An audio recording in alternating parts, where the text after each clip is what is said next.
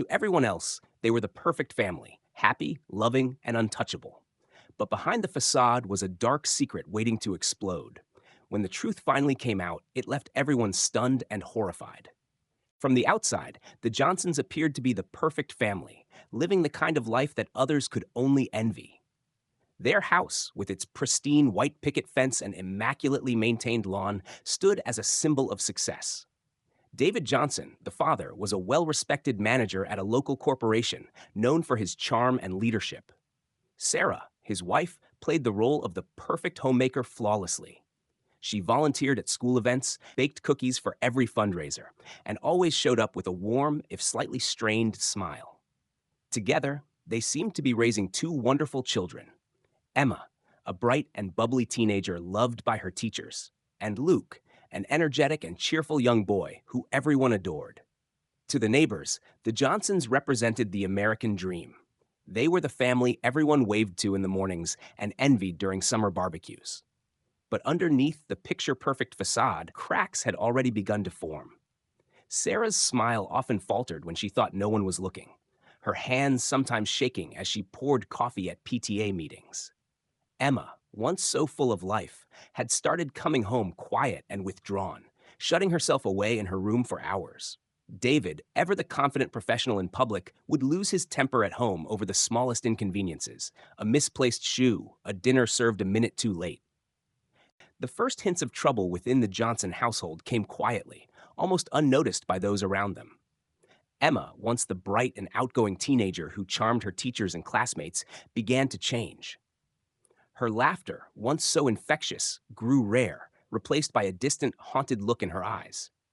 Teachers noticed her slipping grades and her increasing tendency to stare blankly during class. When asked if everything was all right, Emma would force a smile and nod, but her silence spoke louder than her words. Friends grew concerned as she started declining invitations, isolating herself at school, and avoiding conversations about her family. At the same time, strange occurrences began to unsettle their neighbors. The Johnsons' home, which once seemed so warm and welcoming, became eerily quiet during the day, only to erupt into muffled arguments late at night. The shouting was quick but intense, often followed by sudden silences that were almost as disturbing as the sounds. Some neighbors claimed they saw Sarah sitting in her car for hours at a time, staring blankly through the windshield as if afraid to go inside.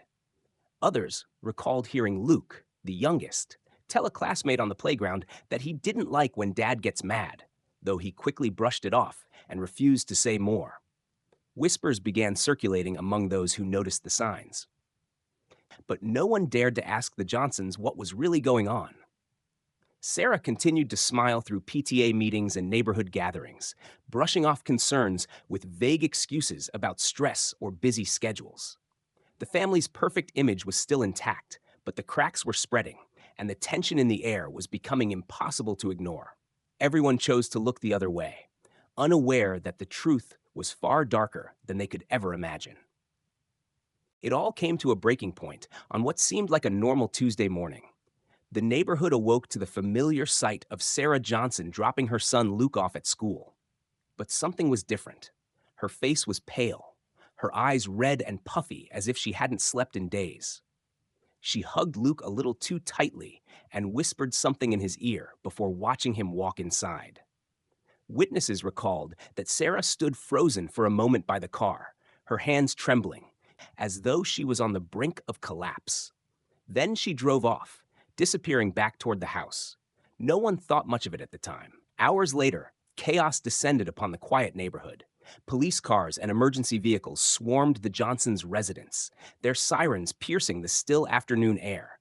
Neighbors gathered in confusion, whispering in hushed voices as officers moved in and out of the home, their expressions grim. No one knew what had happened, but the look on the officers' faces said enough. Whatever they found inside was deeply unsettling. Sarah was escorted out of the house, her face streaked with tears, her body shaking as she clutched her arms around herself. She didn't resist or speak as officers guided her into the back of a patrol car. As news of the incident spread, speculation grew. Neighbors who once admired the Johnsons' seemingly perfect lives now wondered how they had missed the signs. Whispers of domestic disputes, strange behavior, and Emma's recent disappearance resurfaced. That afternoon, the truth began to unravel. Police confirmed that inside the Johnsons' home, Sarah had revealed a horrifying secret, one that explained Emma's disappearance and exposed the toxic, abusive reality hidden behind the family's carefully constructed facade. The illusion of perfection had shattered. The investigation into the Johnson household uncovered a truth so dark it shocked even the most hardened detectives. For years, David Johnson had maintained a grip of absolute control over his family through manipulation, threats, and violence. Behind the pristine walls of their perfect home, the man everyone respected at work and admired in the neighborhood had been a monster. Emma, his eldest daughter, had borne the brunt of his cruelty. The once lively and spirited teenager had spent years enduring unimaginable abuse, her silence rooted in fear. When she finally began to speak out, threatening to expose her father's secrets, David's facade began to crack. The truth about Emma's disappearance sent shockwaves through the community. Authorities discovered her lifeless body buried beneath the garage floor, hidden beneath layers of concrete. A grim attempt to conceal his crime. The timeline revealed a chilling story. Weeks earlier, during one of his violent outbursts, David had silenced Emma permanently. He had forced Sarah, terrified and broken, to help him cover it up, threatening her and Luke with the same fate if she refused. Sarah's guilt weighed heavily on her, but her fear of David had been paralyzing. For weeks, she lived in a waking nightmare, knowing what was buried beneath her feet while pretending life was normal. As detectives pieced together the details, it became clear how deep David's manipulation ran. He had convinced friends, coworkers, and even his family that he was the perfect father, a man who could do no wrong. Yet, behind closed doors, his temper and cruelty ruled the household, leaving scars that no one could see. The truth exposed the horrifying cost of living under his control. The Johnsons' image of perfection had shattered forever, revealing a family broken beyond repair.